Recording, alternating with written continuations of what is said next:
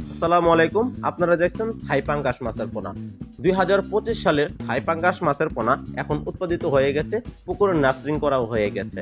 এখন যারা চাষ করে শুধু বাজারে বিক্রি করতে চান তাদের জন্য এই থাই পাঙ্গাস মাছের পোনা।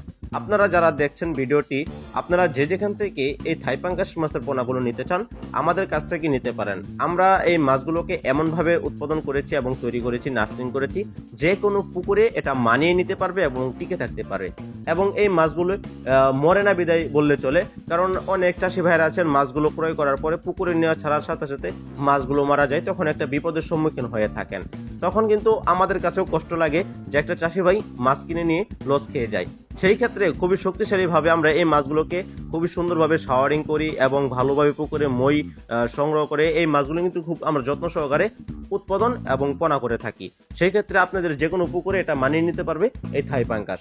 দর্শক, যারা থাই পাঙ্গাস মাছ চাষ করতে চান তারা অবশ্যই উন্নত মানের থাই পাঙ্গাস মাছের পোনা সংগ্রহ করবেন, কেননা বাজারে থাই পাঙ্গাস মাছের চাহিদা থাকবেই। প্রত্যেকটি জেলাতেই অন্য মাছ চলুক আর না চলুক, পাঙ্গাস মাছের কিন্তু একটা চাহিদা লেগেই থাকে, কারণ মানুষ পাঙ্গাস মাছ খেতে পছন্দ করে বিদায় পাঙ্গাস মাছের চাহিদা আছে।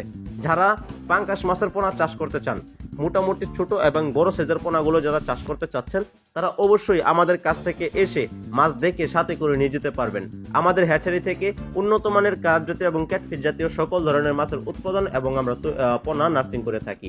আমরা সকল ধরনের ক্যাটফিশ জাতীয় সামুদ্রিক মাছও আমরা এখন উৎপাদন করে থাকি। বাংলাদেশ মৎস্য গবেষণা ইনস্টিটিউটের মাধ্যমে সকল প্রকার মাছ এখন উৎপাদিত হচ্ছে, তাই আমাদের কাছ থেকে সকল ধরনের মাছের পোনা সংগ্রহ করতে পারবেন। আপনারা যারা আমার ভিডিওটি দেখছেন অবশ্যই আমাদের চ্যানেলটি সাবস্ক্রাইব করে দিয়ে পাশে থাকবেন। আমাদের সাথে থাকা